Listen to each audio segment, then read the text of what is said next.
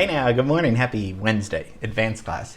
Hope you enjoyed the Florenz Ziegfeld review yesterday because we're going to talk about a composer. Like I said, like I promised, just step back about what were these musical reviews and where did the music on these musical review stages, where did it come from?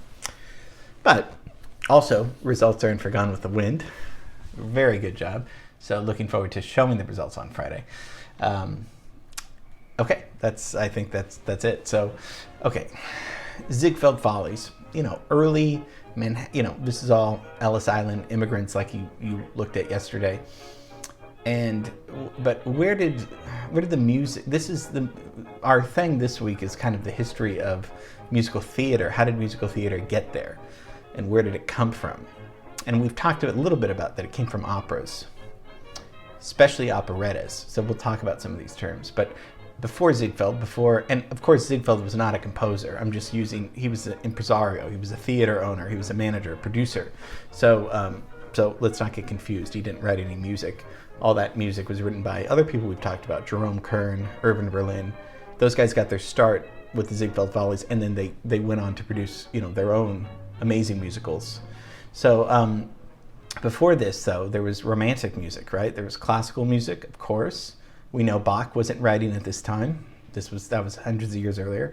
Classical music, there was opera. So from opera came lighthearted music.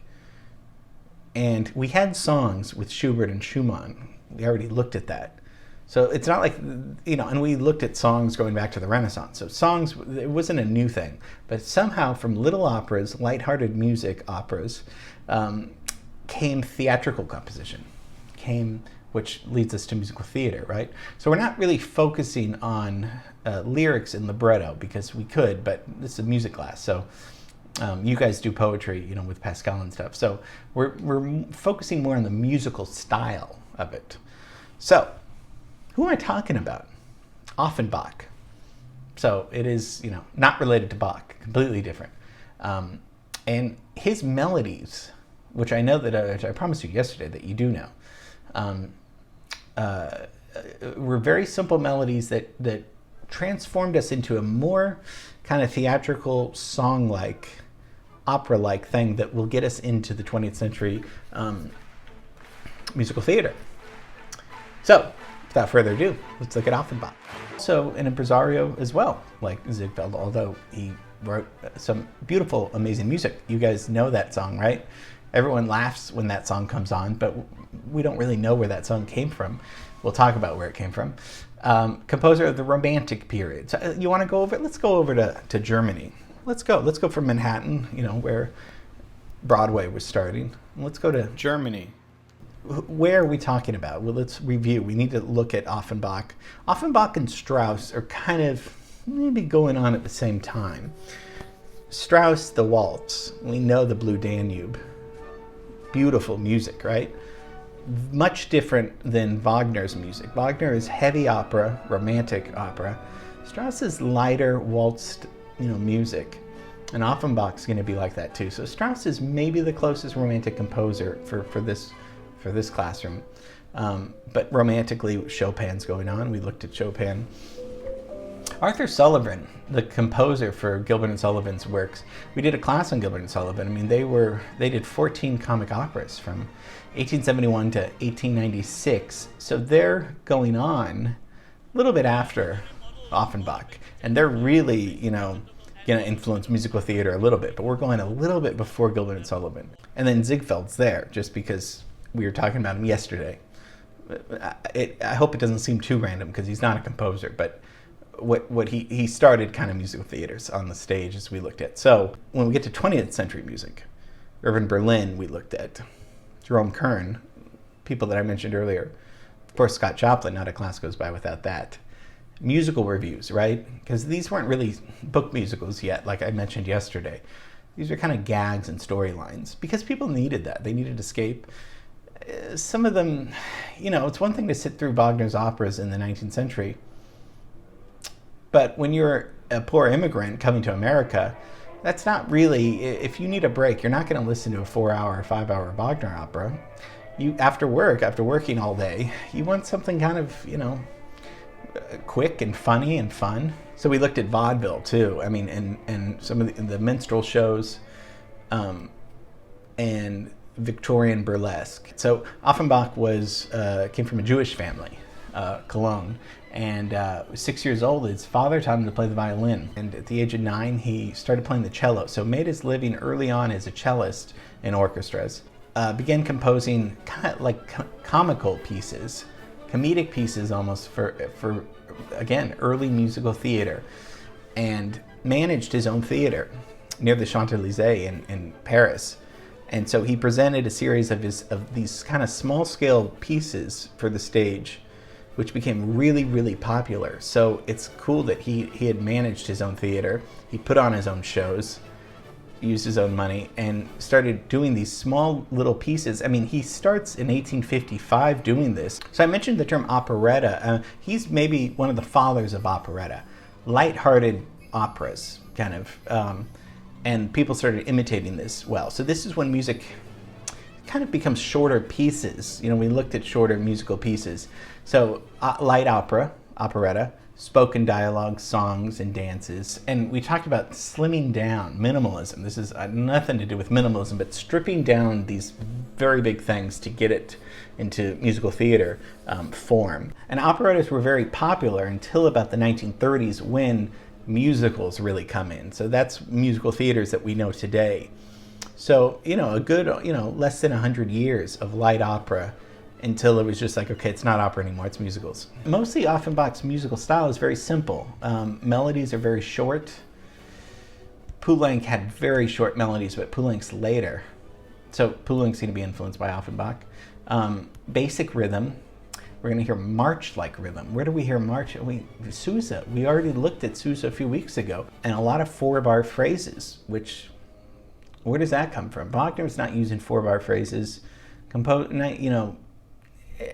Mozart does four-bar phrases, but four bars, and a lot of it is tonic, the one chord, the five chord, stuff today that we use all the time in music. Remember the five chord, we always need to get home to our one chord.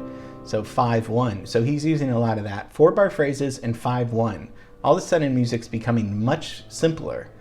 And music that this is how we write today. So we're going to just look at a few pieces because some of them are beautiful. So Orpheus in the Underworld is probably his most famous, and this is where the can-can is, this raunchy dance, the leg kicking. It was hugely offensive. You think of Strauss, the Danube, the waltz, when we talked about the scandalous of holding somebody close, even though everybody wanted to, but okay, I guess we can because it's a dance. It's not completely vulgar. But with this is pretty much the same time, maybe a little bit later. This was very salacious. How fun is it? An opera, an operetta, about, with Greek mythology, and the can-can, everybody loves that. Can't you hear the march influence, march-like with Sousa? It doesn't sound like a traditional march, but it's very simple and the tonic going back to the one. There's march-like music, and from march we go to ragtime, of course. So can-can, everyone loves that. Next piece is maybe one of the most beautiful pieces. So simple, too. The Barcarolle. This is from Tales of Hoffmann, 1881. He wrote this, but he died before it was finished. It was staged. This is his final opera. Barcarolle is a folk song by a Venetian. Those gondoliers. They would sing, or you could pay them to sing as they take you around Venice.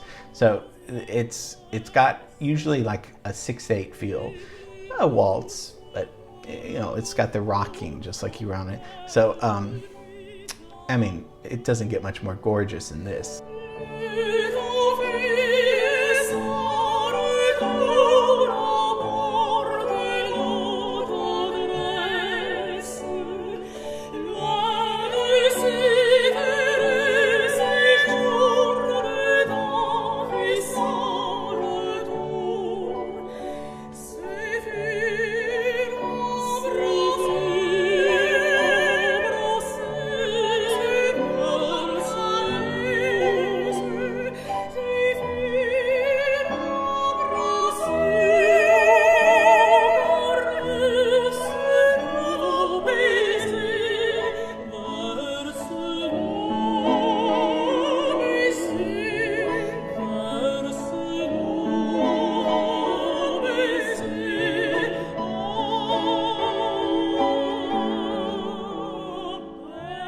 So he wrote a duet for soprano, and then mezzo-soprano just means a little bit lower. So two ladies singing. Probably the most famous Bacharel ever written. You guys have probably heard this. I mean, it's one of the most popular melodies. Again, this is just a melody. This is a melody that could be in a musical easily today or in the 20th century, but this is 1880s. I have to show this scene because it's so hilarious and beautiful at the same time. Life is Beautiful, if you probably remember that. Roberto Camp, he plays the piece for her, but just, it's such a cute little scene. I thought I'd share that. So that's Offenbach. I mean, 100 operettas he wrote in the 1850s, 1870s, about right in that time span. And his operas are still staged today. Had a gift for melodies. You know, you can be a classical composer with beautiful melodies, but he kind of stripped them down where they were melodic songs in these larger operettas. Supposedly a very funny, genial person, loved to be around. A lot of times you can tell that when you listen to somebody's music, you can tell that they probably had a sense of humor, especially if the music makes you laugh. Probably Rossini did, because when the music makes you smile, it's probably an indicator that the composer has a sense of humor. So probably fun to be around. So hope you enjoyed that little advanced dive into Offenbach. So tomorrow we're going to go back to LA. Thanks for watching this. Love you guys. See you tomorrow. Bye.